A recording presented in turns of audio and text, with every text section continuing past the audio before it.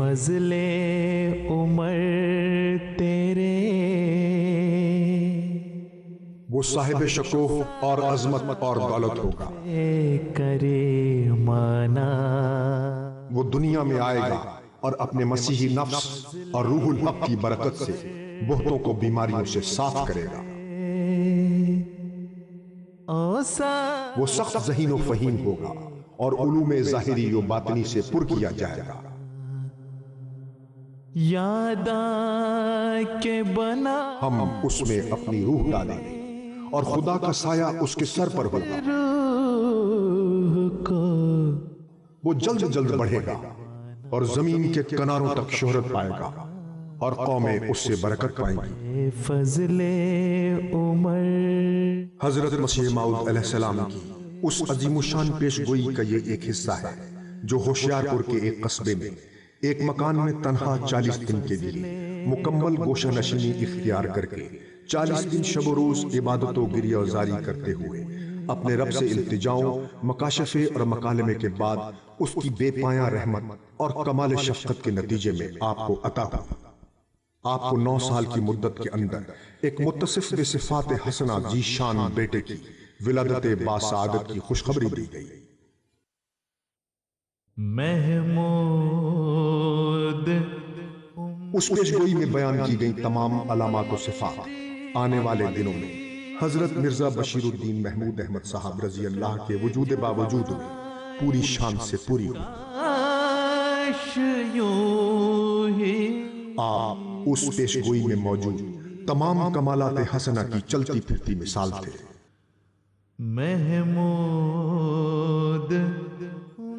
حضرت مرزا بشیر الدین محمود احمد صاحب 12 جنوری سن 1899 بروز ہفتہ قادیان ہندوستان میں پیدا ہوئے۔ جائے کاش یوں ہی آپ حضرت مسیح موعود علیہ السلام کی دوسری اہلیہ مبارکہ حضرت سیدہ نصرت جہاں بیگم صاحبہ سب سے بڑے بیٹے تھے۔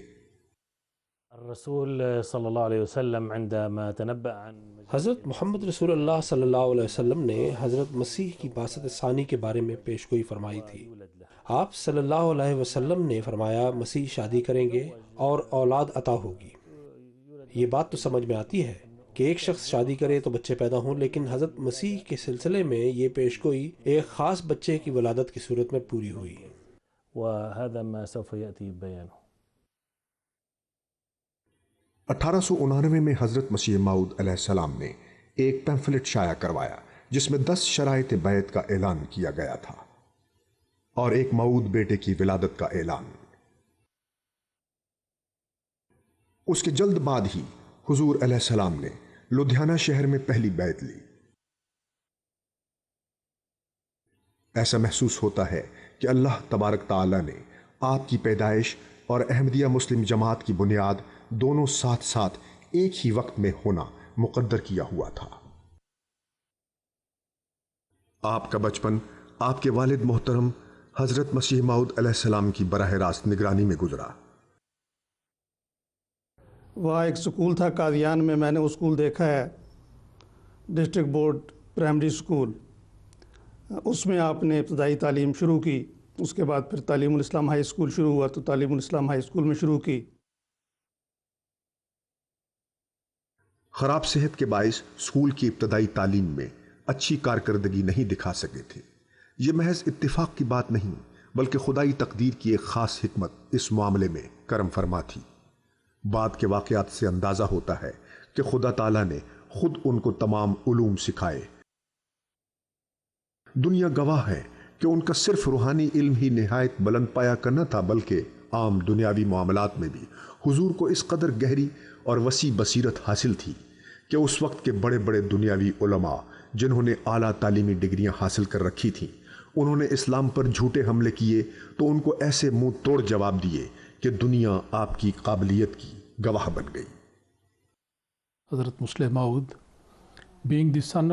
حضرت مسیح موعود علیہ السلام کے بیٹے ہونے کی وجہ سے حضرت خلیفۃ المسیح الاول رضی اللہ تعالیٰ عنہ کو حضرت مسیح موعود رضی اللہ تعالیٰ عنہ سے بے انتہا محبت تھی۔ جب حضرت خلیفۃ المسیح الاول رضی اللہ تعالیٰ عنہ خلیفہ بنے تو آپ نے حضرت مسلم موعود رضی اللہ تعالیٰ عنہ کو، جو اس وقت نوجوان تھے، اپنی تربیت میں لے لیا اور آپ کی دینی تعلیم کا خیال رکھا، خصوصاً قرآن کریم اور احادیث کی کتب، اور اس میں سے خصوصاً بخاری شریف آپ رضی اللہ تعالیٰ عنہ نے حضرت خلیفۃ المسیح الاول رضی اللہ تعالیٰ عنہ سے پڑھی، اور اسی طرح مثنوی مولانا روم اور حکمت کی تعلیم بھی حاصل کی۔ So these are the educational benefit which he received from Hazrat Khalifatul Masih the first. حضرت مسیح موعود علیہ السلام کی زندگی میں بھی آپ کی شدید خواہش تھی کہ آپ اپنی تمام استعدادوں کے مطابق اسلام کی خدمت سر انجام دیں۔ 17 سال کی عمر میں آپ صدر انجمن احمدیہ کے ممبر بن گئے۔ آپ نے مجلس تشہیز الاذہان حضرت مسیح موعود علیہ السلام کی زندگی میں قائم فرمائی، جس میں چند دوست جمع تھے جو خدمت دین کا جذبہ رکھتے تھے۔ اس مجلس کے لیے حضرت مسیح موعود علیہ السلام سے نام تجویز کرنے کے لیے کہا گیا تو حضور نے اس کا نام تشہیز الاذہان رکھا، اور کچھ عرصے کے بعد اس مجلس نے ایک رسالہ بھی جاری کیا، اس رسالے کا نام بھی تشہیز الاذہان تھا۔ آپ کو تحریر و تقریر پر بھرپور ملکہ حاصل تھا، جو جماعتی امور میں نہایت مفید ثابت ہوا۔ حضرت مسیح موعود علیہ السلام کی وفات کے موقع پر آپ کی عمر کے ابھی صرف 19 سال تھی۔ آپ نے بعض نکتہ چینیوں کے ایسے منہ توڑ جوابات تحریر کیے کہ مخالفین کے منہ بند کر دیے۔ جب 26 مئی سن 1908 کو حضرت مسیح موعود علیہ السلام کی وفات ہوئی تو آپ نے اپنے عظیم باپ کے جسد خاکی کے سرہانے کھڑے ہو کر ایک ایسا عہد کیا جو تاریخی بھی تھا اور تاریخ ساز بھی۔ آپ نے کہا، میں خدا کو حاضر و ناظر جان کر سچے دل سے یہ عہد کرتا ہوں کہ اگر ساری جماعت بھی احمدیت سے پھر جائے تو میں اکیلا ہی آپ کے لیے کھڑا رہوں گا اور آپ کا پیغام دنیا کے کونے کونے میں پھیلاؤں گا اور مخالفین کے شدید سے شدید حملوں کا مقابلہ کروں گا۔ یہ ایک غمزدہ بیٹے کا اپنے باپ کی وفات پر ایک جذباتی فیصلہ ہی نہ تھا، بلکہ بعد کے واقعات پر ایک دنیا شاہد ہے کہ ان کے جسم کا ہر ذرہ اس عہد میں شامل تھا، اور خدا داد استعدادوں اور طاقتوں کے مناسب حال آپ کا یہ عہد تھا۔ After the demise of حضرت مسیح موعود علیہ السلام کی وفات کے بعد حضرت مسلم موعود رضی اللہ تعالیٰ عنہ نے ایک کتابچہ اردو زبان میں لکھا جس کا نام تھا صادقوں کی روشنی کون دور کر سکتا ہے۔ یہ وہ کتاب ہے جس میں آپ نے حضرت مسیح موعود علیہ السلام پر مختلف لوگوں کے لگائے جانے والے اعتراضات کے جواب دیے اور حضرت مسیح موعود علیہ السلام کی عزت و تکریم کا دفاع کیا۔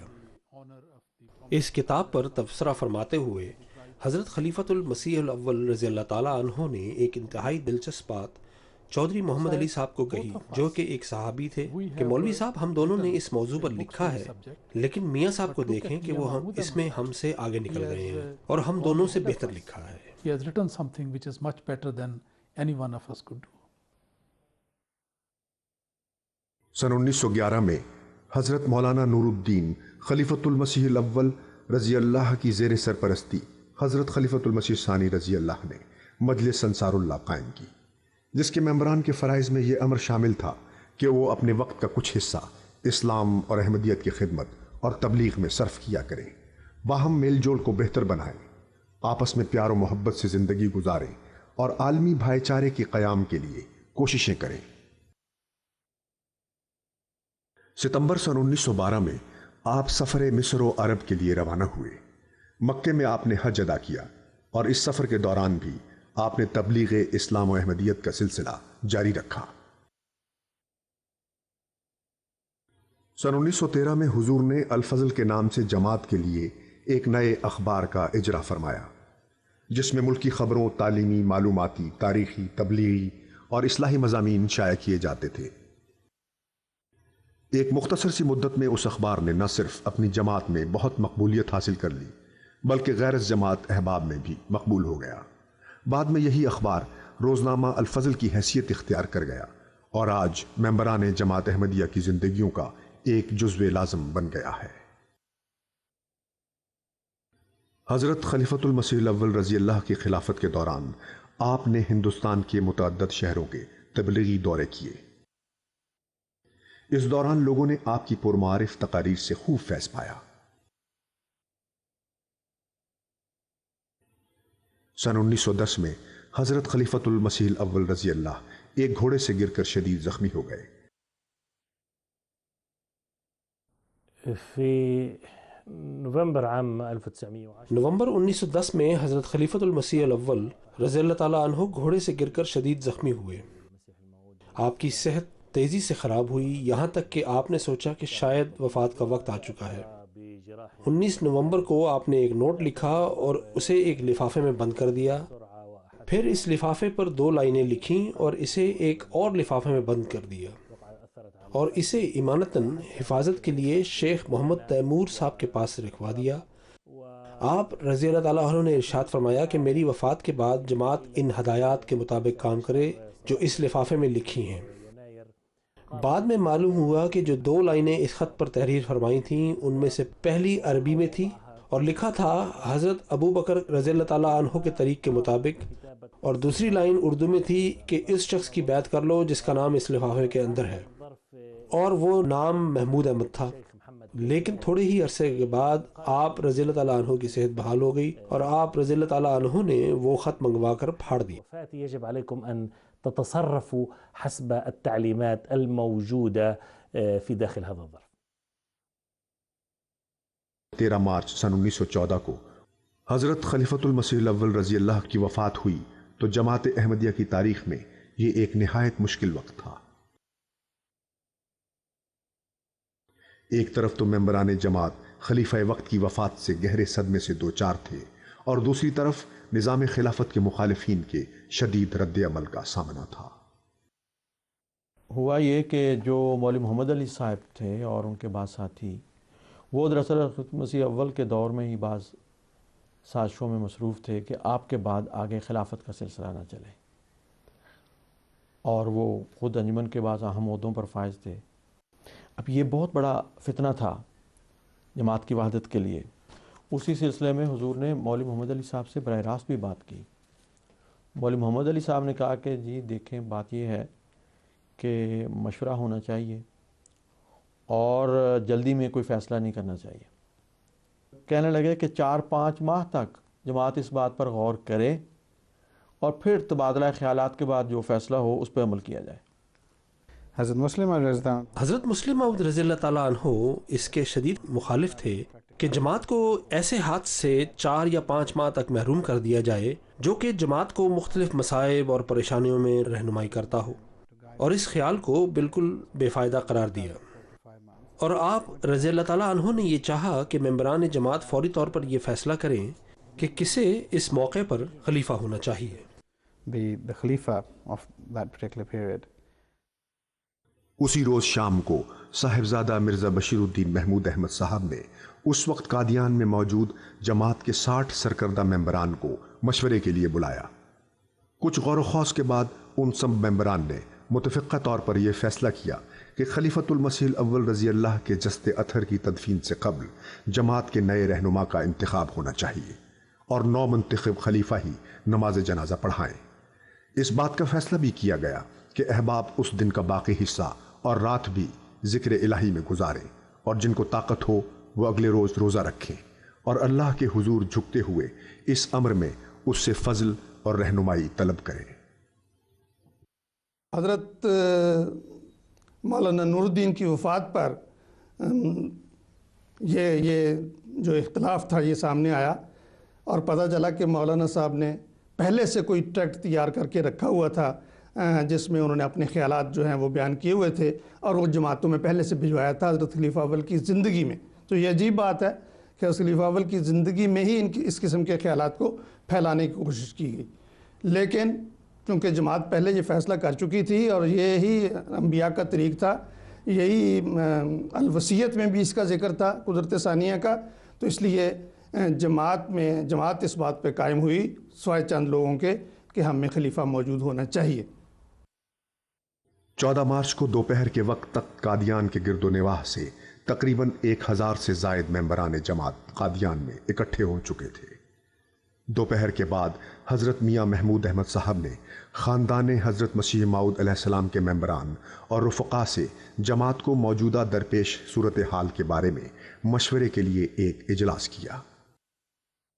When Hazrat Muslim Maud رضی اللہ عنہ met the members of his family, جب حضرت مسلم موعود رضی اللہ تعالیٰ عنہ نے خاندان کے افراد سے مشورہ کیا تو دو چیزیں سب سے اہم تھیں، ایک تو پوری جماعت کا اتحاد اور دوسری کہ کوئی ہونا چاہیے جو حضرت خلیفۃ المسیح الاول رضی اللہ تعالیٰ عنہ کے بعد جماعت کو وہیں سے لے کر آگے بڑھے جہاں سے آپ رضی اللہ تعالیٰ عنہ نے چھوڑا تھا۔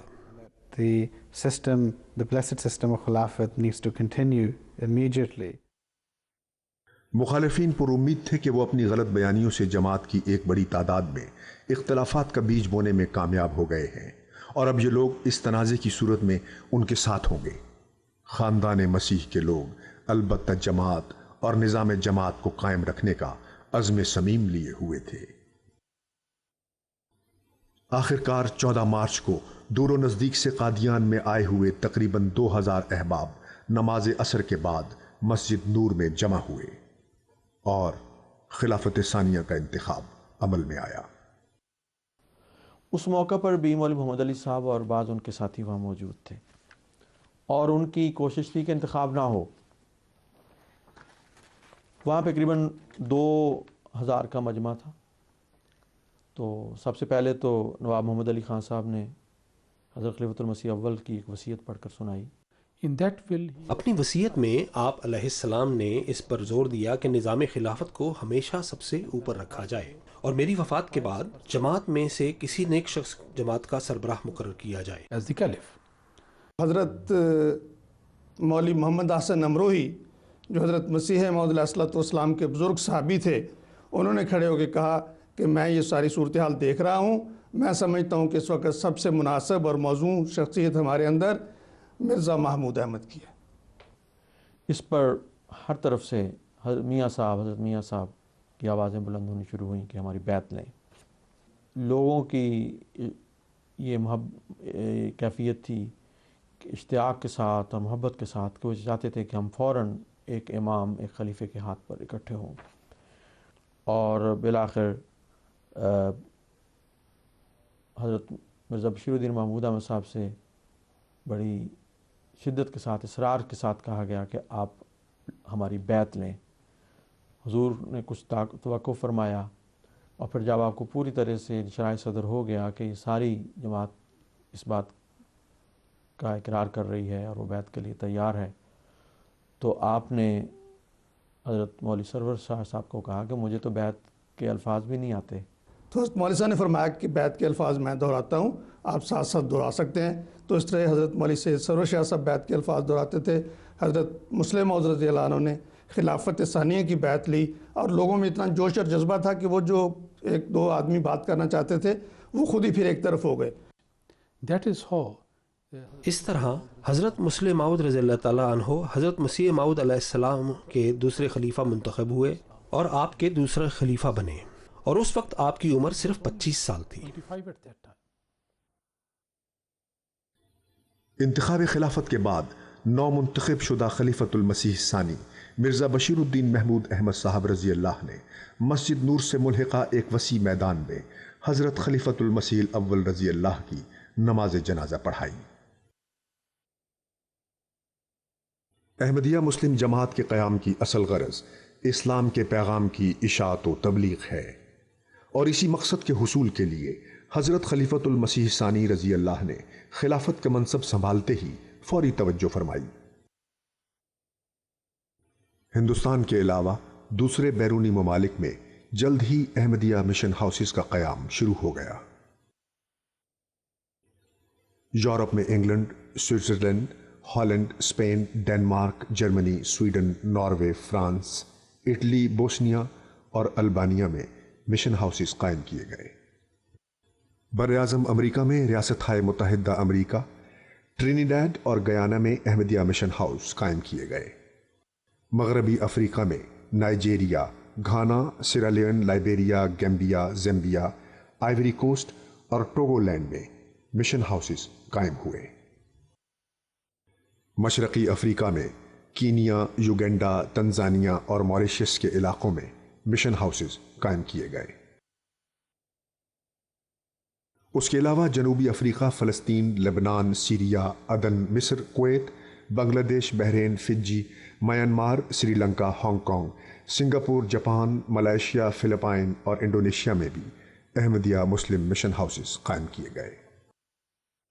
Iran, Jordan, Ethiopia, Somalia, Congo, Sicily, Romania, Bulgaria, Yugoslavia, Albania, Hungary, Poland اور ارجنٹینا میں احمدی مبلغین بھجوائے گئے۔ مشرقی و مغربی Africa, Washington, Hamburg, Frankfurt, Zurich, Hague, London, Denmark اور سویڈن میں 30 سے زائد مساجد تعمیر کرائی گئیں۔ وسیع پیمانے پر تبلیغی سرگرمیوں کے علاوہ آپ کا دھیان ممبران جماعت کی روحانی تربیت اور اصلاح و ترقی کی طرف بھی لگا ہوا تھا۔ He placed huge emphasis. آپ نے تعلیم پر بہت توجہ دی اور آپ چاہتے تھے کہ ساری جماعت بلکہ ساری مسلم قوم جتنی تعلیم ممکن ہو سکے حاصل کرے اور اس قابل ہو جائیں کہ دنیا میں علم پھیلانے والے ہو جائیں، نہ کہ دنیا سے سیکھنے والے۔ اور یہ آپ رضی اللہ تعالیٰ عنہ کی ایک بڑی خواہش تھی۔ تفسیر کبیر کے نام سے جو آپ کی تفسیر ہے وہ بھی چھپی ہوئی ہے، وہ بھی ایک عجیب مارکارہ تفسیر ہے، دنیا میں منفرد اور ممتاز مقام رکھتی ہے، اور غیروں نے بھی اس کی بہت تعریف لکھی ہے، اور آج بھی جو اس کو پڑھتا ہے تو صاف اس کو ماننا پڑتا ہے کہ یہ علوم آسمانی علوم ہیں جو اس شخص کو عطا ہوئے ہیں۔ The smaller commentary, which is the تفسیر صغیر یعنی مختصر تشریح قرآن کریم کی ہر جگہ دستیاب ہے، اور اس میں قرآن کریم کے پیغام اور اسلام کے پیغام کو مختصر مگر ٹھوس رنگ میں پیش کیا گیا ہے۔ Quran, the message of Islam. آپ کی تقاریر بے شمار ہیں جن میں قرآن کریم کی عظمت، فضیلت، اس میں درج مختلف مضامین، علوم اور معارف کا ذکر ہے۔ For the benefit of the ممبران جماعت کے فائدے کے لیے دونوں انتظامی اور علمی لحاظ سے، جیسا کہ اسکول، پھر مشنری اسکول، پھر تحریک جدید، وقف جدید، یعنی ہر سکیم دو طرفہ تھی۔ ایک تو اسلام کا پیغام دنیا تک پہنچانا، اور دوسری طرف جس طور پر ممکن ہو سکے جماعت میں لوگوں کے علمی معیار کو بلند کرنا ہے۔ ensure that everyone within the Jamaat was as knowledgeable, as learned as possible. سن 1919 میں آپ نے صدر انجمن احمدیہ کو مختلف شعبہ جات میں تقسیم کیا، جن میں دوسرے شعبوں کے علاوہ شعبہ تعلیم اور شعبہ مال بھی شامل ہیں۔ حضرت خلیفۃ المسیح ثانی رضی اللہ عنہ نے مختلف شہروں میں امیر اور صدر کے انتخاب کے سلسلے میں قوانین اور ضوابط مقرر فرمائے، اور مجالس عاملہ کا جو انتخاب ہوتا ہے اس کے بھی قوانین وضع کیے گئے۔ ان کے علاوہ حضور رضی اللہ عنہ نے مختلف انسپیکٹران مقرر کیے، اور ان کے ذریعہ یہ نظام جاری ہوا کہ وہ مجالس عاملہ اور جماعتوں کا کاموں کا جائزہ لیتے رہتے تھے، اور پھر جب جائزہ رپورٹ مرکز میں بھجوائی جاتی تو پھر اس کا جائزہ لے کر جو سکم نظر آتے، جو کمزوریاں نظر آتی، تو ان کی اصلاح کی طرف فوری طور پر توجہ کی جاتی تھی۔ اب جب کہ جماعت کی تعداد میں اللہ کے فضل سے مسلسل اضافہ ہو رہا تھا، تو حضور نے ممبران جماعت کو عمر کے اعتبار سے مختلف گروپس، اطفال، خدام، انصار، ناصرات اور لجنہ اماء اللہ یا تنظیموں میں منقسم کر دیا، تاکہ ان کی معاشرتی ضروریات اور مذہبی ترقی کے سامان بآسانی مہیا کیے جا سکیں۔ مجلس خدام الاحمدیہ 1938 میں مجلس خدام الاحمدیہ کی بنیاد رکھی گئی، اور یہ جماعت کے وہ مرد حضرات تھے جن کی عمریں 15 سال سے 40 سال کے درمیان تھیں، تاکہ ان کی روحانی اور دنیاوی ہر لحاظ سے تربیت ہو سکے، اور پھر ممبران جماعت کی ریڑھ کی ہڈی کی حیثیت سے ہوں۔ مجلس اطفال الاحمدیہ کی بنیاد مجلس خدام الاحمدیہ کے 2 سال بعد یعنی 1940 میں رکھی گئی، اور یہ 7 سال سے 15 سال تک کے بچوں کے لیے تھی، کیونکہ ان کی ضروریات اور تھیں، اور ان کی تعلیم و تربیت کے لیے مختلف پہلوؤں پر زور دیا گیا۔ مجلس اطفال الاحمدیہ مجلس خدام الاحمدیہ کا ہی ایک حصہ ہے، لیکن دونوں کا علیحدہ تشخص بھی برقرار ہے۔ the education of younger members. 25 दिसंबर सन 1922 को हज़रत मुस्लिम मौद रज़ी अल्लाह ताला अन्हु ने लजना इमाइल्ला की तंजीम 15 साल से ज़ायद उम्र की ख़वातीन के लिए शुरू की। 1939 में नासरातुल अहमदिया की बुनियाद रखी, जिसमें 7 साल से लेकर 15 साल की बच्चियां शामिल हैं। 1926 में एक रिसाले का इजरा किया गया जो कि जमात अहमदिया की ख़वातीन के लिए और जमात के लिए था।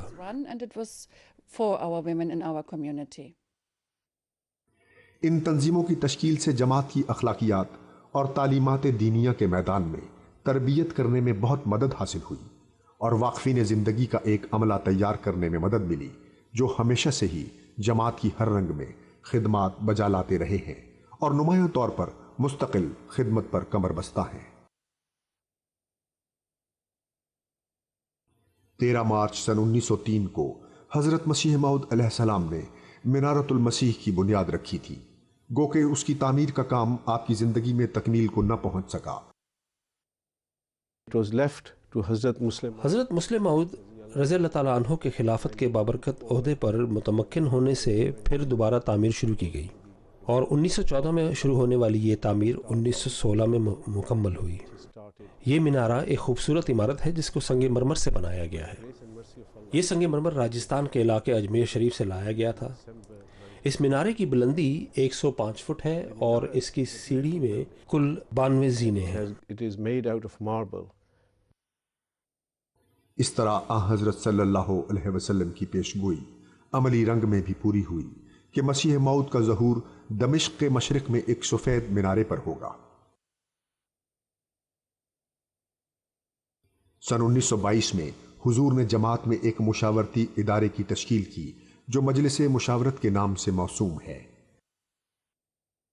इस कमेटी में मुख्तलिफ जमातों से मुंतखब करदा मेंबरान हजरात खलीफतुल मसीह के हुक्म के मुताबिक साल में एक मरतबा इकट्ठे होकर मुख्तलिफ उमूर के बारे में बाहम मशवरे करते थे।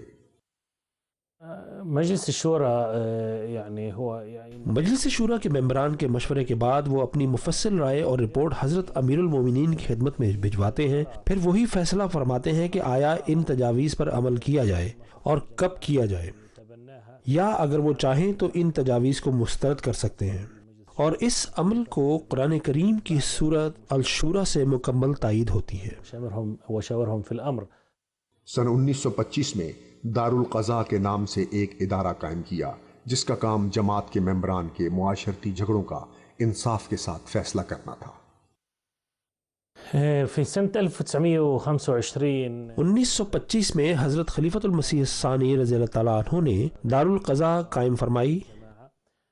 इस दारुल क़ज़ा कमेटी के मेंबरान जमात के दरमियान झगड़ों में शरीयत की तालीम और सुन्नत रसूल मकबूल सल्लल्लाहु अलैहि वसल्लम के मुताबिक फ़ैसला करती है। इससे मेंबरान जमात ने बहुत फ़ायदा उठाया है।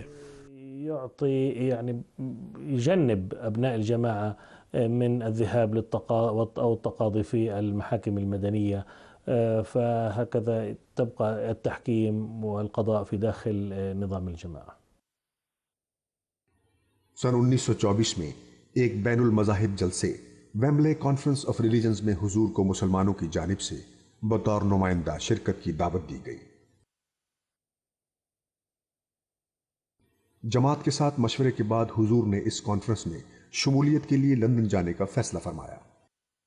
आपने बंबई से लंदन जाने के लिए जमात के 12 मुमताज मेंबरान के हमराह एक बहरी सफ़र किया। इस सफ़र के दौरान हुजूर दमिश्क, फ़लस्तीन और मिस्र के मुकामात पर थोड़ी देर के लिए रुके।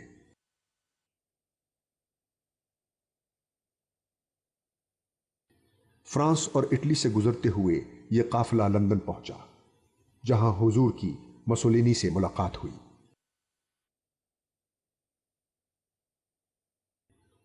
हजरत खलीफतुल मसीह सानी रजी अल्लाह की लंदन तशरीफ आवरी पर मीडिया के जरिए उस वक्त बहुत शोहरत दी गई। When he came here, जब आप यहाँ तशरीफ लाए थे तो आपके मद्देनज़र 2 अहम अमूर थे। एक तो कॉन्फ्रेंस से खिताब, और इसके लिए आपने एक मजमून लिखा, अहमदियत और द ट्रू इस्लाम। और ये मजमून कॉन्फ्रेंस में हज़रत मुस्लिम मौद रज़ी अल्लाह ताला अन्हु की तरफ से चौधरी मोहम्मद ज़फ़रुल्लाह खान साहब रज़ी अल्लाह ताला अन्हु ने पढ़ा, और इस लेक्चर ने बहुत ज़्यादा शोहरत हासिल की और इसे बहुत पजीराई मिली, और बाद में ये एक किताबी शक्ल में भी शाया किया गया। لندن قیام کے دوران حضور نے 19 اکتوبر سن 1924 کو مسجد فضل لندن کی بنیاد رکھی۔ اس بابرکت موقع پر لندن کے مشہور اخبارات، ریڈیو اسٹیشن اور مصنفین بھی حاضر تھے۔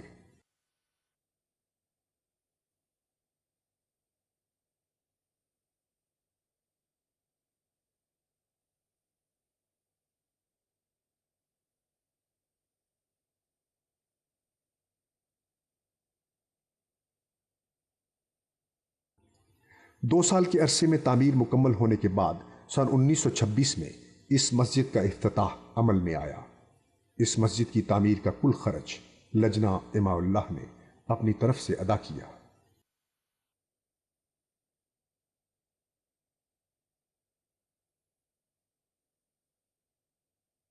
حضرت مسیح موعود علیہ السلام کی پیش گوئی مسلح موعود میں جس موعود بیٹے کا وعدہ کیا گیا تھا، حضرت خلیفۃ المسیح ثانی رضی اللہ نے اللہ تعالیٰ سے اطلاع پا کر 28 جنوری سن 1944 میں پہلی مرتبہ اس کے موافق مسلح موعود ہونے کا دعویٰ کیا۔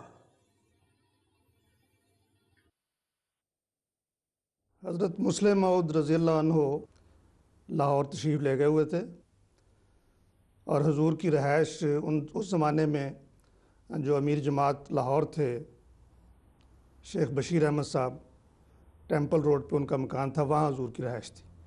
تو اس جگہ پہ حضور نے وہ نظارہ دیکھا ہے جس کے نتیجے میں پھر آپ نے مسلح موعود ہونے کا دعویٰ کیا۔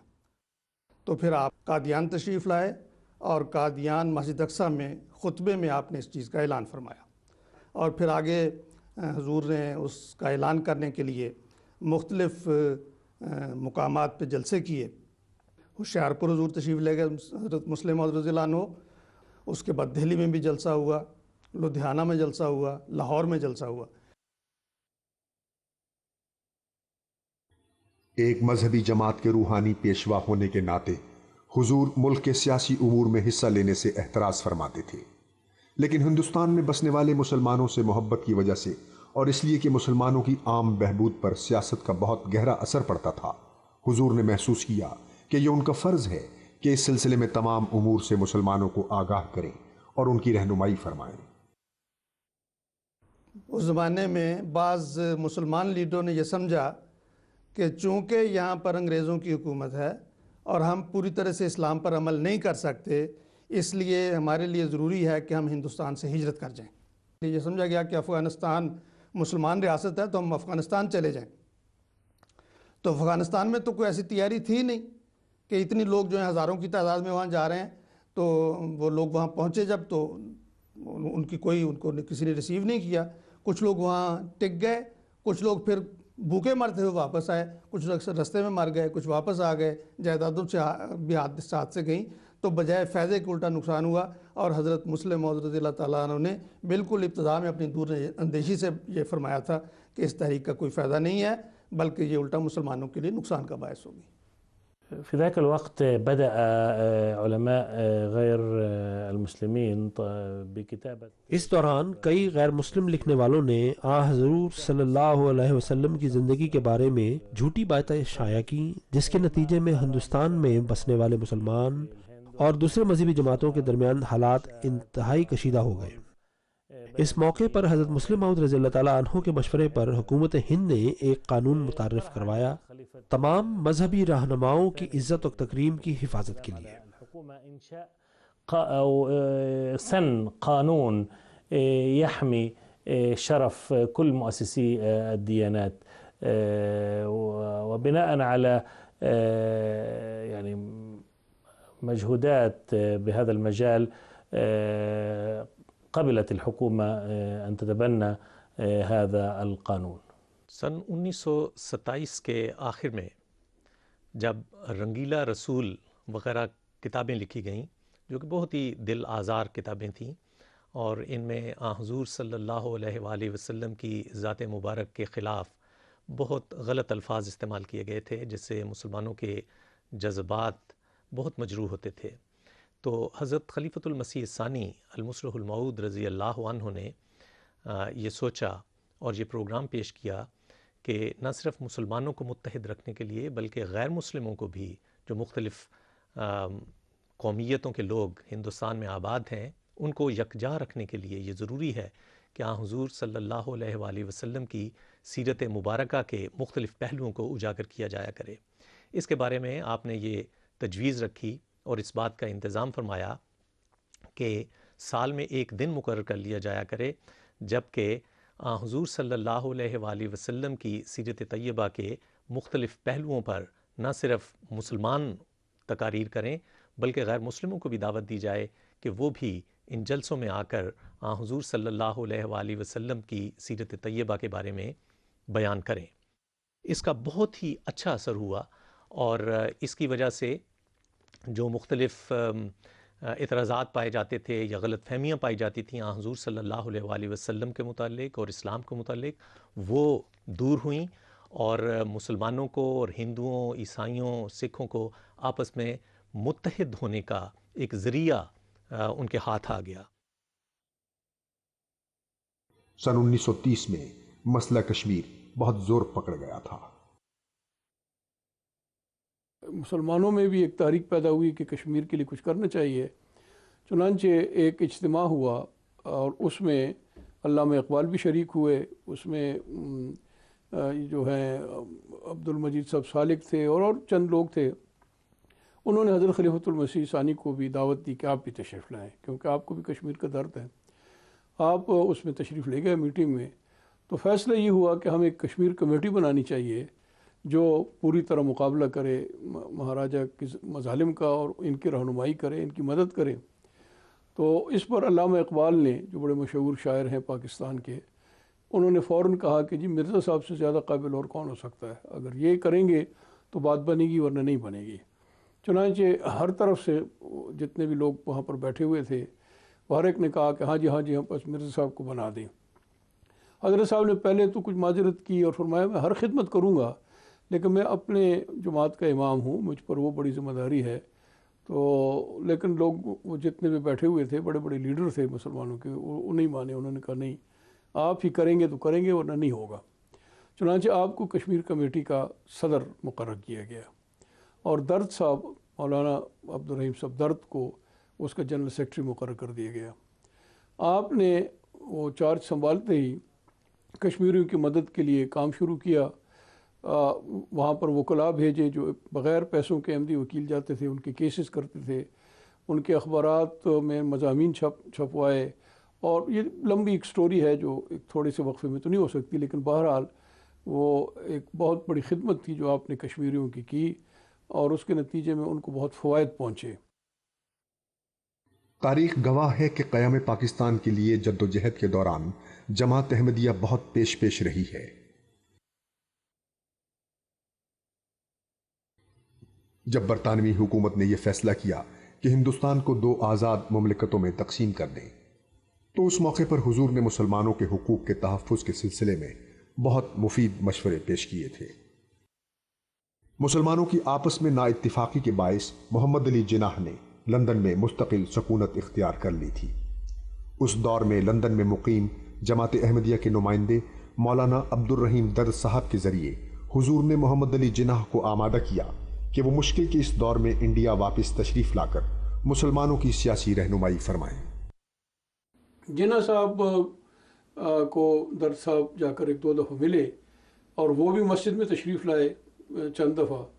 آخری میٹنگ جب ہوئی یہاں تو اس میں درد صاحب نے بہت زور کے ساتھ 4 گھنٹے کی میٹنگ ہوئی اور انہوں نے کہا کہ دیکھیں آپ کو یہاں سے جانا چاہیے اور خلیفۃ المسیح ثانی کی خواہش ہے۔ قائد اعظم نے کہا کہ میں نے تو اعلان کیا ہے کہ میں نے ہندوستان کی پالیٹکس کو چھوڑ دیا ہے، اب میں وہاں کیسے جاؤں؟ تو درد صاحب نے کہا اس کی ترکیب میں بتاتا ہوں۔ جناح صاحب نے کہا وہ کیا؟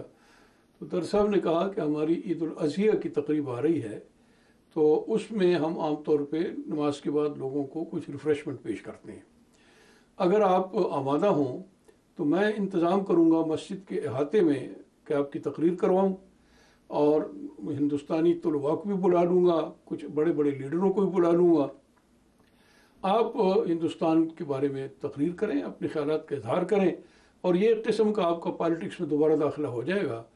تو قائد اعظم اس کو مان گئے اور یہاں پر تقریب منعقد ہوئی لنڈن مسجد کے احاطہ میں، اور عید کی نماز قائد اعظم نے ہمارے ساتھ پڑھی. اس کے بعد وہ تشریف لائے. مارکی بہت بڑی لگی ہوئی تھی. سر سینڈمن تھے ایک MP، وہ اس کی صدارت کے لیے منتخب کیے گئے تھے. تو جناح صاحب نے بہت زوردار تقریر کی اور انہوں نے کہا کہ ہمیں آزادی کے سوا کچھ بھی نہیں چاہیے، ہمیں مسلمان ہیں ہم، اور ہمیں آزادی چاہیے. تو اس پر وہ مسلم طلباء جو یہاں آئے ہوئے تھے وہ بڑے خوش ہوئے، بڑے نعرے شعرے لگائے، اور گویا کہ پاکستان کی تحریک کا آغاز لنڈن مسجد سے ہوا، مسجد فضل لنڈن سے، کیونکہ یہیں آ کر انہوں نے پہلی تقریر کی. پھر وہ واپس ہندوستان چلے گئے. اور عجیب بات یہ ہے کہ جب وہ بمبئی میں ان کا جہاز لگا، اس زمانے میں تو 22 لوگ جاتے تھے، تو میں نے وہ رپورٹ ایک پڑھی جس میں لکھا ہوا تھا کہ جو ان کو ریسیو کرنے والوں میں بمبئی جہاز سے جب اترے تو مفتی محمد صادق صاحب بھی تھے جو جماعت احمدیہ کے نمائندے تھے. گویا کہ اس وقت وہ آ گئے اور ان کی نمائندگی کی. اس کے بعد پھر تھرو آؤٹ ان کا تعلق حضرت صاحب سے بہت گہرا رہا. سن 1947 میں تقسیم ہند کے وقت انتہائی خطرناک فسادات شروع ہو گئے، جس کے باعث ہر طرف دہشت اور موت کی حکمرانی قائم ہو گئی تھی. تاریخ انسانیت کی اس سب سے بڑی ہجرت کے دوران ہزارہا مسلمان مرد، عورتوں اور بچوں کی لوٹ مار اور ان کے قتل عام کا بازار گرم ہو گیا. ان ایام میں اپنے دور اندیش انتہائی پیارے امام حضرت خلیفۃ المسیح ثانی رضی اللہ کی قیادت میں جماعت احمدیہ کی ایک کثیر تعداد انڈیا سے ہجرت کر کے منظم طور پر بحفاظت و بخیریت پاکستان پہنچ گئی. اس موقع پر حضرت مسلم موعود رضی اللہ تعالیٰ عنہ نے فیصلہ فرمایا کہ 313 ممبران جماعت کو پیچھے چھوڑا جائے.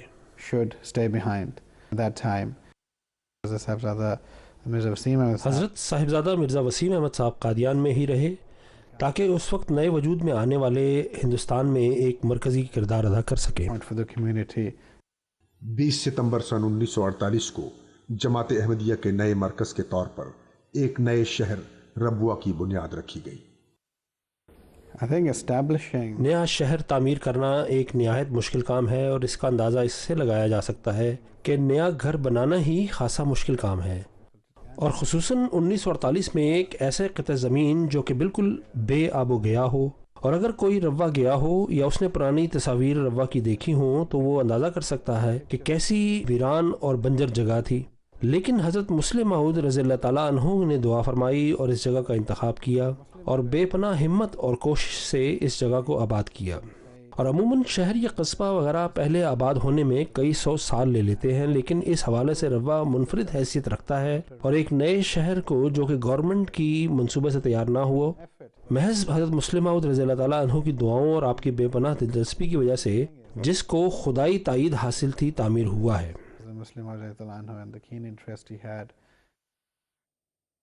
20 اپریل سن 1952 کی غمناک شب حضرت اما جان سیدہ نصرت جہاں بیگم صاحبہ 86 برس کی عمر میں ربوہ میں وفات پا گئی. ان للہ و انا الیہ راجعون. 22 اپریل سن 1952 کو حضور نے اما جان مرحومہ کی نماز جنازہ پڑھائی. بہشتی مقبرہ ربوہ میں ان کی تدفین عمل میں آئی.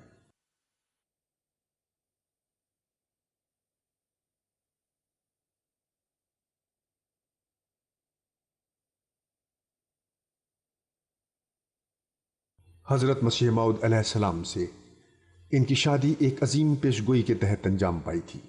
اللہ تعالیٰ نے ان کو وہ عظیم روحانی اولاد عطا فرمائی جو اسلام کا پیغام دنیا کی تمام قوموں تک پہنچانے کی موجب بنی اور احمدیت کی ترقی کی باعث بن گئی. حضرت خلیفۃ المسیح ثانی کے دور خلافت میں بہت سی سازشوں نے احمدیت کے خلاف سر ابھارا. حضور نے حیرت انگیز جرأت مندی سے ان تمام نامساعد حالات کا سامنا کیا. انہوں نے فرمایا کہ ہر سازش ناکام ہو جائے گی اور احمدیت کا قافلہ انشاءاللہ ہمیشہ آگے سے آگے قدم بڑھاتا چلا جائے گا، اور اسی کے موافق اللہ کے خاص فضل و رحمت کے طفیل ہر سازش ناکام ہوئی اور جماعت احمدیہ ہمیشہ ترقی کی راہوں پر گامزن رہی. In 1953, 1953 میں جماعت احمدیہ کو پاکستان کے بے رحم عوام کا سامنا کرنا پڑا، اور اگر تاریخ کا مطالعہ کریں تو وہاں واضح نظر آتا ہے کہ کس طرح ممبران جماعت نے جانیں قربان کی اور کس طرح پورے ملک میں جماعت کے خلاف مظاہرے کیے گئے۔ جماعت کو بڑی خطرناک صورتحال کا سامنا کرنا پڑا، لیکن اس وقت بھی حضرت مسلم موعود رضی اللہ تعالیٰ عنہ نے بڑے حوصلے اور ہمت کے ساتھ تمام بیرونی مخالفتوں کا سامنا کیا اور ممبران جماعت کو صرف دعا کا ارشاد فرمایا۔ یہ وہ اعتماد تھا جو حضرت مسلم موعود رضی اللہ تعالیٰ عنہ کو جماعت احمدیہ کے پیغام اور جماعت پر تھا، اور معلوم ہوتا ہے کہ ممبران جماعت کی دعا کو اللہ تعالیٰ نے سنا اور ایسی صورتحال میں تمام معاملات حل ہو گئے، اور مخالفت کرنے والوں کے سربراہ اور لوگوں کو بھڑکانے والے خود سرعام رسوا ہوئے اور تمام مخالفت یکلخت ختم ہو گئی۔ and as a result of that, جب ایک مرتبہ جماعت پر ایک نہایت نازک وقت آیا تو آپ نے اپنی محبوب جماعت کے ممبران کے لیے اعلان فرمایا، اللہ تعالیٰ نے جماعت احمدیہ کا سلسلہ خود جاری فرمایا ہے۔ آج اگر یہ مخالفین اپنی سازشوں میں جیت گئے تو ہمیں ماننا پڑے گا کہ ہم غلطی پر تھے، لیکن اگر فتح ہمارے نصیب میں ہے تو یہ مخالفین یقیناً ناکام و نامراد ہوں گے۔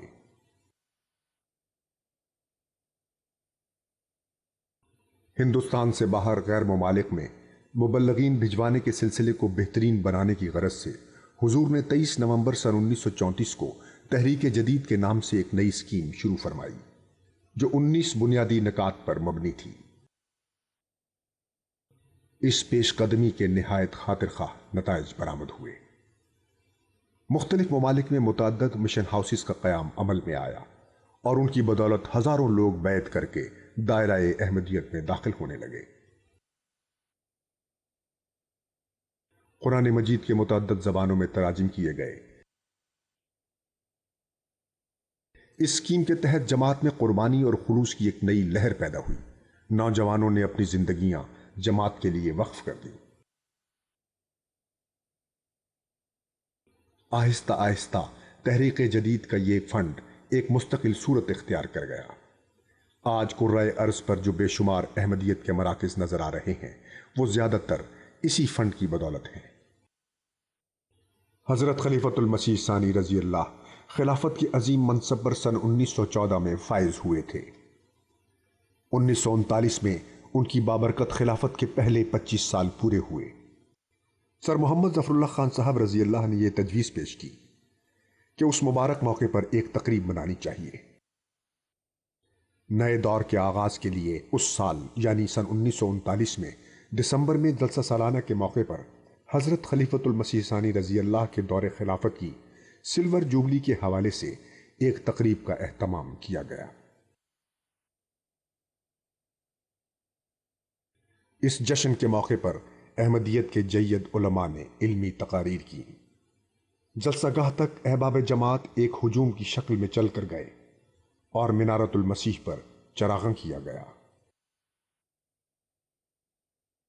2,70,000 روپے کا ایک چیک حضور اقدس کی خدمت میں جماعت کی جانب سے پیش کیا گیا، جس کے بارے میں حضور نے فرمایا کہ یہ رقم جماعت کے بڑے پیمانے کے منصوبوں پر خرچ کی جائے گی۔ آپ کے دور خلافت میں لوائے احمدیت تیار کیا گیا اور پہلی مرتبہ حضور رضی اللہ نے 28 دسمبر سن 1939 کو یہ جھنڈا لہرایا۔ لوائے احمدیت سیاہ رنگ کے کپڑے پر مشتمل ہے اور اس کے درمیان میں سفید رنگ میں منارت المسیح ہے، اور اس کے اوپر کے دونوں کناروں پر ایک کنارے پر 14ویں کا چاند یعنی پورا چاند سفید رنگ میں ہے بنایا گیا، اور دوسری طرف دوسرے کونے میں ہلال سفید رنگ میں بنایا گیا ہے۔ اس کا طول 18 فٹ ہے اور عرض یعنی چوڑائی 9 فٹ ہے۔ الذي بدأ في الجلسة السنوية حضرة ميرزا غلام أحمد الإمام المهدي والمسيح الموعود عليه السلام۔ 1891 میں حضرت مسیح موعود علیہ السلام نے پہلا جلسہ کیا جس میں 75 افراد نے شرکت کی۔ اس طرح جلسہ ہر سال ہوتا چلا گیا، یہاں تک کہ پھر 1932 میں حضرت مرزا بشیر الدین محمود احمد کی قیادت میں 20,000 افراد نے شرکت کی۔ 1946 میں تقسیم ہندوستان پاکستان سے قبل 39,000 لوگوں نے شرکت کی۔ بعد میں جب جماعت کا مرکز روا پاکستان منتقل ہوا تو شرکت کرنے والوں کی تعداد کئی گنا بڑھی. 20,000 في 1946 قبل الهجرة من قاديان إلى ربوة عند تقسيم الهند والباكستان. كان قبل الهجرة عدد المشتركين، عدد الحضور في الجلسة السنوية 39,000. فبعدها طبعا انتقل المركز لربوة، وهناك كان أعداد أكبر وأكبر في الجلسة السنوية. 10 مارچ سن 1954 کا واقعہ ہے کہ آپ مسجد مبارک ربوہ میں ظہر کی نماز پڑھا رہے تھے. ایک شخص حضور کے بالکل پیچھے پہلی صف میں جگہ بنا کر کھڑا ہو گیا. نماز کے بعد جب آپ واپس جانے کے لیے کھڑے ہوئے تو اس شخص نے زہر میں بجھے ہوئے ایک لمبے تیز دھار خنجر سے حضور کی گردن مبارک پر قاتلانہ حملہ کر دیا. حضرت مسلم موعود رضی اللہ تعالیٰ عنہ 1955 میں حملے کے کچھ عرصے کے بعد ایک مختصر وقت کے ساتھ یورپ تشریف لائے. اس دورے کے خصوصی مقاصد میں سے ایک آپ کی صحت تھی اور یورپ کے مختلف معالجوں کو ملنا تھا اور ان کی رہنمائی آپ کی صحت کے بارے میں حاصل کرنا تھی. لیکن حضرت مسلم موعود رضی اللہ تعالیٰ عنہ کے ذہن میں اس وقت بھی سب سے پہلے جماعت کی ترقی اور تبلیغ کا ہی خیال تھا، اور نہ تو پہلے بھی آپ نے آرام کیا تھا اور نہ ہی یورپ آنے کے بعد، بلکہ ہر لمحہ یہی خیال دل میں تھا. اس مختصر دورے میں آپ نے بہت سارے مشن ہاؤسز کا دورہ کیا اور مربیان کو جو یہاں پر خدمت دے رہے تھے ان کو فائدہ مند نصائح فرمائے. اس موقع پر جو ایک کوشش کی گئی وہ حضور کی یورپ کے مربیان کے ساتھ کانفرنس تھی، کیونکہ ان کا یہاں پر اکٹھا ہونا آسان تھا، اور اس کانفرنس میں کئی نئی تجاویز پیش کی گئیں. اس موقع پر نہ صرف انہیں حضرت مسلم موعود رضی اللہ تعالیٰ عنہ کے ساتھ بیٹھنے کا موقع ملا، بلکہ آپ سے رہنمائی اور نصائح بھی حاصل کیں، اور اسی طرح جماعت احمدیہ کے پیغام کو مزید تیزی سے آگے بڑھانے کے مختلف تجاویز پیش کی گئیں، اور ان میں سے چند کو اپنا لیا گیا. اس دورے کی ایک اہم خصوصیت یو کے اور یورپ کے پرانے رہنے والے احمدیوں سے ملاقات تھی، یعنی اس بر اعظم پر رہنے والے احمدیوں سے. اس طرح ان کو حضرت مسلم موعود رضی اللہ تعالیٰ عنہ کے سے ملنے کا موقع ملا، اور حضرت مسلم موعود رضی اللہ تعالیٰ عنہ یہاں قیام کرنے کے بعد ستمبر میں واپس پاکستان تشریف لے گئے. حضور نے تاریخ اسلام کے واقعات کو بہتر رنگ میں سمجھنے اور یاد رکھنے کے لیے ہجری شمسی کیلنڈر کا اجرا کیا. اس کی بنیاد سولر کیلکولیشن سسٹم پر ہے. ہر ماہ کے لیے انتہائی مناسب نام چنا گیا ہے جو کہ تاریخ اسلام کے بعد اہم واقعات کی طرف اشارہ کرتا ہے. اس طرح آپ رضی اللہ تعالیٰ عنہ نے سال کے تمام مہینوں اور کیلنڈر کو نیا نام دیا، اور یہ تمام کسی اسلامی تاریخ کے اہم واقعے کی طرف اشارہ کرتے ہیں، مثلا صلح، تبلیغ، امان، شہادت، ہجرت، احسان، وفا، ظہور، تبوک، اخا، نبوت اور فتح. یہ 12 نام ایک عام کیلنڈر کی طرح ہیں اور سولر کیلکولیشن سسٹم کے اعتبار سے ہیں. Normal calendar 12 months are there. 200 سے زائد کی تعداد میں حضرت خلیفۃ المسیح ثانی رضی اللہ کی تحریر شدہ کتابیں، رسائل، پمفلٹ ان کے غیر معمولی پاکیزہ عارفانہ امتیاز کی حامل اور ہمیشہ زندہ رہنے والی تحریرات کا منہ بولتا ثبوت ہیں. 27 دسمبر سن 1957 کو حضور نے ایک نئی مبارک تحریک کا اجرا کیا جس کا نام حضور نے وقف جدید انجمن احمدیہ رکھا. اس انجمن کے قیام کا بنیادی مقصد اندرون ملک دیہاتی علاقوں میں تبلیغ اور درس و تدریس کے کام کو آگے بڑھانا تھا. یہ قریباً آخری عمر کی حضور کی یہ تحریک تھی، تحریک وقف جدید، جو آپ نے آخری عمر میں کی، اور اس کے لیے بھی آپ نے یہ نہیں کہ اس میں کوئی کمزوری نظر آتی ہے یا بڑھاپا نظر آتا ہے، بلکہ اس میں آپ نے یہاں تک فرمایا کہ اس تحریک کے متعلق، اس کے مفید ہونے کے متعلق مجھے اتنا یقین ہے کہ اگر مجھے اس کے لیے اپنے کپڑے اور اپنی جائیداد بیچ کے کام کرنا پڑے تو میں وہ بھی کروں گا. اتنا جذبات جوش تھا اس میں. حضور نے صاحبزادہ مرزا طاہر احمد صاحب رحم اللہ کو اس تحریک کا پہلا ڈائریکٹر یعنی ناظم ارشاد مقرر فرمایا. وقف جدید سکیم حضور کی جاری کردہ آخری تحریک تھی. المسيح محمد عليه السلام تلقى نبوءة ونبوءات حتى بخصوص أولاده وخاصة حضرت مسیح موعود علیہ السلام کو کثرت سے انتہائی قابل اولاد کے بارے میں اللہ تعالیٰ کی طرف سے الہامات ہوتے رہے، اور خصوصاً حضرت مسیح موعود رضی اللہ تعالیٰ عنہ کے بارے میں عربی میں ایک لمبی پیش گوئی ہے۔ اس کا مختصراً ذکر کر دیتا ہوں کہ اللہ تعالیٰ آپ کو کثیر اولاد عطا فرمائے گا اور وہ پاک ہوگی، اور یہ بھی کہ آپ کی نسل کی شناخت اور پہچان آپ کے والد کی بجائے خود آپ علیہ السلام کی ذات بابرکت سے ہوگی۔ ہم دیکھتے ہیں کہ اللہ تعالیٰ کے فضل سے 52 سال جماعت کی قیادت کی۔ آپ کے بیٹے حضرت مرزا ناصر احمد رحم اللہ علیہ تیسرے، اور پھر ایک اور بیٹے حضرت مرزا طاہر احمد رحم اللہ علیہ چوتھے خلیفہ ہوئے، اور آپ کی صاحبزادی موجودہ خلیفہ کی والدہ ہیں۔ مختصراً یہ کہ آپ کی اولاد میں سے خلفاء بھی ہوئے اور بہت سارے ایسے واقفین زندگی جنہوں نے اپنی زندگیاں جماعت کے اہم عہدوں پر خدمت کرتے ہوئے گزاریں اور پوری دنیا میں اسلام کی خدمت سر انجام دی۔ ابن أخوه جاء الخليفة الخامس حضرت مرزا مسرور أحمد، فهذه البركات رأينا أن من أولاد المصلح الموعود الخليفة الثاني ومن بناته أيضا جاء الخلفاء ورجال الذين حصلوا على مناصب عليا في الجماعة وخدموا الجماعة بكل حب وتفاني، خدموا الإسلام في جميع أنحاء المعمورة۔ حضور کی صحت دن بدن گرتی چلی جا رہی تھی۔ 8 نومبر سن 1965 کی صبح 2:20 پر وہ المناک گھڑی آن پہنچی جب آپ تقدیر الہی کے تحت اس جہان فانی سے کوچ کر گئے۔ ان للہ و انا الیہ راجعون۔ اس دردناک خبر نے جماعت کو ہلا کر رکھ دیا۔ ہر فرد جماعت کا اپنے محبوب عظیم کوہ وقار آقا کی مفارقت پر غم سے برا حال تھا۔ ان کے گہری دلی صدمے کا اندازہ ورطۂ تحریر میں لانا ناممکن ہے۔ ان کے لیے یہ صدمہ انتہائی پریشان کن اور کمر توڑ دینے والا تھا۔ ایسا محسوس ہوتا تھا کہ یہ خلا پر ہونا اگر ناممکن نہیں تو مشکل ترین ہے۔ بہرحال ہر ایک نے جان لیا کہ اللہ کی منشا یہی ہے اور کوئی انسان لافانی نہیں۔ ممبران جماعت دیوانہ وار ربوہ کی طرف چل پڑے۔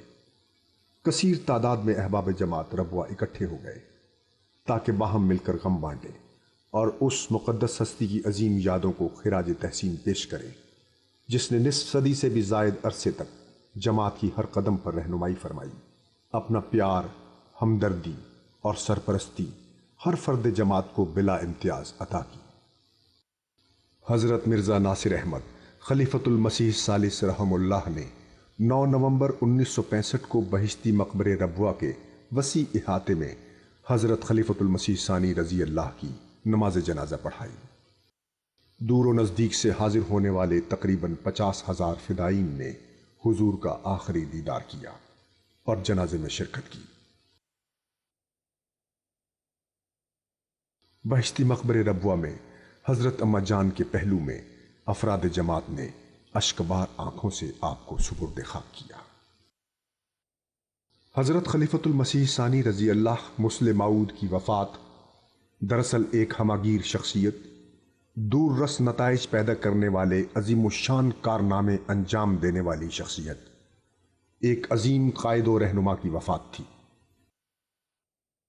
آپ حیران کن قوتوں کے مالک، پیار کرنے والے، انتہائی ذہین و فتین اور بھرپور شخصیت کے مالک تھے۔ اس نصف صدی میں دور دور تک نظر دوڑانے سے بھی ایسا کوئی آپ کا ثانی نظر نہیں آتا جس نے مذہبی علماء، مشنری انجمنوں یا سیاسی رہنماؤں پر اپنی قابلیت کا ایسا اثر چھوڑا ہو۔ یعنی ہر طبقہ فکر کے لوگوں کی آپ نے نمایاں رنگ میں خدمت و رہنمائی فرمائی۔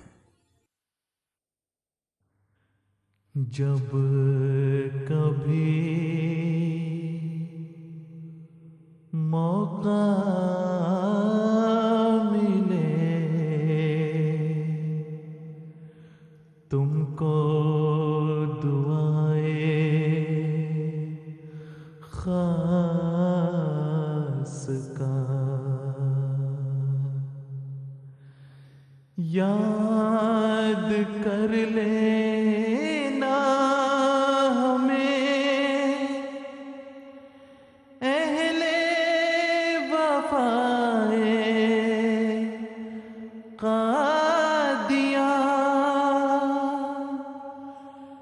याद कर लेना हमें अहले वफाए कादियां।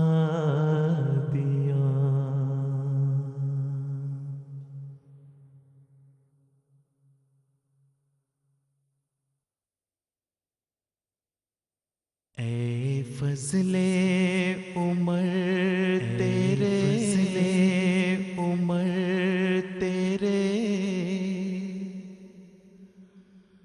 औसाफे करीमाना, औसाफे करीमाना। ए फजले उमर तेरे औसाफे करीमाना, औसाफे याद के बनाते हैं हर रूह को दीवाना।